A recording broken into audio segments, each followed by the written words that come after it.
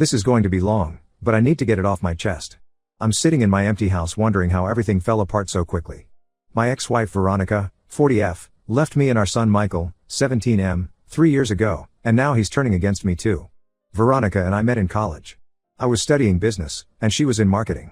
We dated for 2 years before getting married at 25.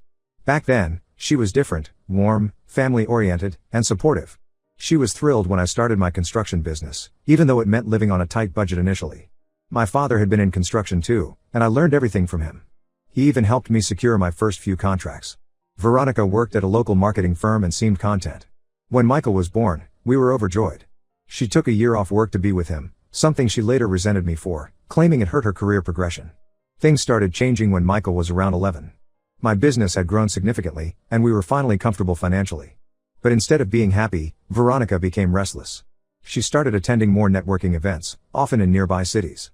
She'd come home talking about how her college friends were becoming VPs and directors while she was stuck in middle management. I supported her career growth initially. When she wanted to switch companies for better opportunities, I encouraged it. When she needed to travel for conferences, I handled everything at home. But nothing was ever enough. She'd complain about our small town, saying it lacked real opportunities. My father passed away unexpectedly when Michael was 13. My mother Laura, 75F, took it hard. Since I was an only child, we moved her into a house just a few blocks away. Veronica wasn't happy about this either, saying it tied us down even more. Then came the California job offer. A former colleague who'd moved to Silicon Valley recommended her for a VP position. The salary was impressive, but it wasn't just about money anymore. We had a beautiful home, strong community ties, and Michael was thriving in his school. He was on the baseball team, had close friends, and was doing great academically. The fights got ugly. Veronica accused me of being threatened by her success. She'd throw it in my face that she supported me during my business's early struggles, so I owed her the same. I reminded her that I never asked her to put her career on hold. She chose to take that year off when Michael was born. She started staying late at work, missing Michael's games. When she was home, she was always on her phone or laptop. Michael noticed the changes too. He'd ask me why mom was always angry or too busy for family dinners. The final straw came when she announced she'd accepted the California position without discussing it with us. She gave me an ultimatum: either we all move or she goes alone. When I refused to uproot our lives, she packed her bags and left. The first year was rough. Michael would cry himself to sleep, especially when she'd cancel visits last minute. I threw myself into being both parents, attended every school event, helped with homework, tried to keep him involved in activities to distract from the pain. My mother was a huge help during this time. She'd cook meals, help Michael with school projects, and give me someone to talk to when things got overwhelming. My sister Rachel, 38F, also visited more often to support us. For the past 2 years, things seemed to stabilize. Michael and I grew closer. We'd go fishing on weekends, something Veronica always found boring. He joined more school clubs, made new friends, and seemed to be moving forward. Then last week, I borrowed his phone to look up a number since mine was charging. That's when I saw the messages. Dozens of them, spanning months, between him and Veronica. They'd been meeting secretly whenever she was in town. There were photos of them at restaurants, shopping malls, places I had no idea they'd been to. What hurt most were their conversations about me. They mocked my small town mentality and how I couldn't handle strong women. Veronica had convinced him that I drove her away because I was insecure about her success. She'd been poisoning him against me all this time. When I confronted Michael, he exploded. Said he was sick of me controlling his life just like I controlled his mom's. He revealed he'd applied to several colleges in California without telling me. Veronica had helped him with the applications and promised to pay his tuition. I lost my temper. Told him if he wanted to abandon me like his mother did, he should just go. He stormed out and went to my mother's house. She called later saying I was being too harsh and needed to understand he's just a confused teenager. But I don't think I'm being harsh. They betrayed my trust. Conspired behind my back for months. Made me look like the villain when all I did was try to keep our family stable. Now I'm sitting here wondering if I should have seen this coming. Should I try to stop him from moving to California? Am I wrong for being this angry? Update 1: It's been 2 weeks since my last post. I appreciate all the supportive comments. The situation has gotten more complicated, and I need to vent again. Michael is still at my mother's house. She's been giving me daily updates about his state of mind even though I told her to stop enabling this behavior. Last week, she dropped a bombshell. Veronica was flying down to help Michael sort things out. I wasn't prepared for what happened next.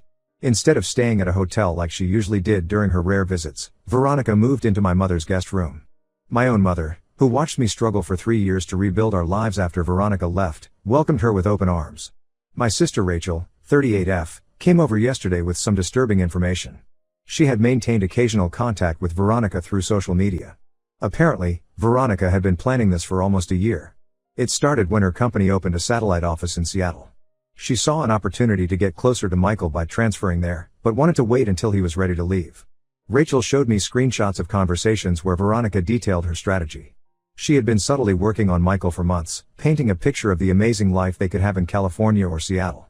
She'd send him photos of beautiful college campuses, talk about internship opportunities at her company, and promise him freedom from our restrictive small-town life. The manipulation went deeper than I thought. She bought him expensive gifts, the latest iPhone, designer clothes, even a car that's sitting in my mother's driveway right now. This was after years of barely sending birthday cards. She'd tell him stories about how I held her back during our marriage, how I was jealous of her ambitions. What really got to me was learning about their secret weekend trips. When Veronica would visit, claiming she only had time for a quick dinner with Michael, they were actually spending entire weekends together. They went to college tours, shopping sprees, and even looked at apartments in Seattle. Rachel found out that Veronica had attended Michael's baseball games and school events in disguise, just to avoid me seeing her. She'd sit far back in the bleachers, wearing sunglasses and a hat. All while I sat in the front row, thinking I was the only parent who cared enough to show up. My mother tried defending her actions by saying she just wanted Michael to have both parents in his life. But where was this concern for family unity when Veronica abandoned us? When Michael would cry because his mother missed another holiday or birthday. The more I learn, the angrier I get. This wasn't just about Veronica wanting to reconnect with our son. This was a calculated plan to turn him against me. She waited until she had enough money and stability to swoop back in and play the role of the fun parent while making me look like the villain who kept them apart. I called my lawyer friend Timothy, 45M, for advice.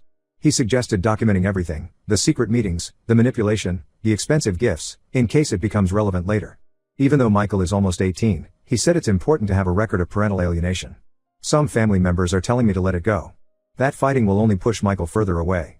They say I should be grateful that Veronica wants to be part of his life now. But where was this maternal instinct when he needed her during his formative years? When he made the honor roll? When he won his first baseball championship? I feel like I'm watching history repeat itself. Just like Veronica manipulated me into supporting her career while she planned her exit, she's now manipulating Michael with promises of a glamorous future while erasing everything I've done for him.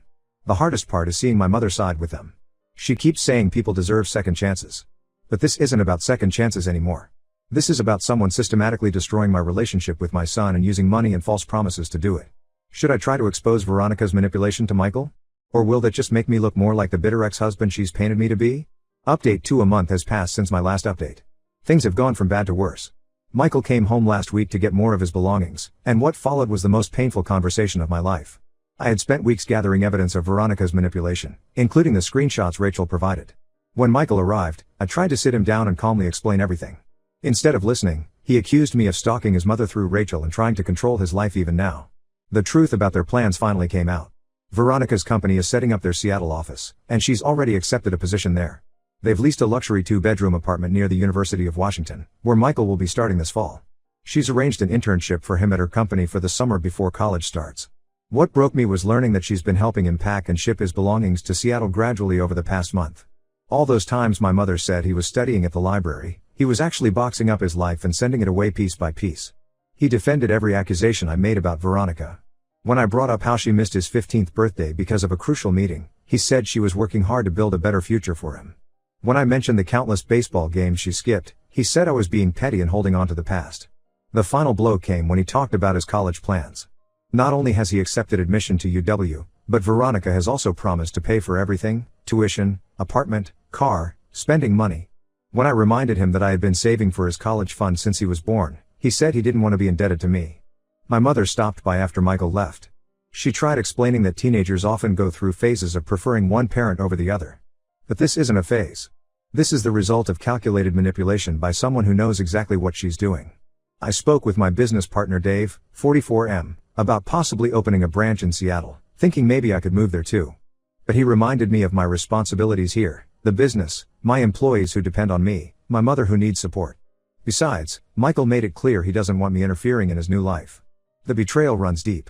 Not just from Michael and Veronica, but from my own mother who helped facilitate all this. She recently admitted that she knew about the Seattle plans months ago but kept quiet because she thought I would overreact. Some family friends have suggested I try family counseling, but what's the point? Veronica has already won. She got the career she wanted, and now she's taking my son too. All while making me look like the unreasonable one who can't let go of the past. I need advice on how to handle the next few months before he leaves. Should I keep trying to show him the truth about his mother? Or should I just step back and let him learn the hard way? Update 3. It's been 3 months since my last update. Michael's graduation was last week. I debated whether to attend but ultimately decided to go. My mother insisted it was important to maintain bridges for the future. The ceremony itself was painful. I sat in the back while Veronica, dressed in designer clothes, sat in the front row next to my mother. They had organized a huge graduation party at my mother's house afterward. I wasn't invited, but I heard about it from Rachel, who attended briefly out of family obligation. Michael's betrayal became even more apparent when he gave his valedictorian speech. He thanked his mother for showing him there's a bigger world out there and teaching him to follow his dreams no matter what. The irony wasn't lost on anyone who knew our story. No mention of the father who had been there every single day for the past 3 years. The Seattle plans are in full swing now. Veronica's company paid for professional movers to pack up the rest of his things.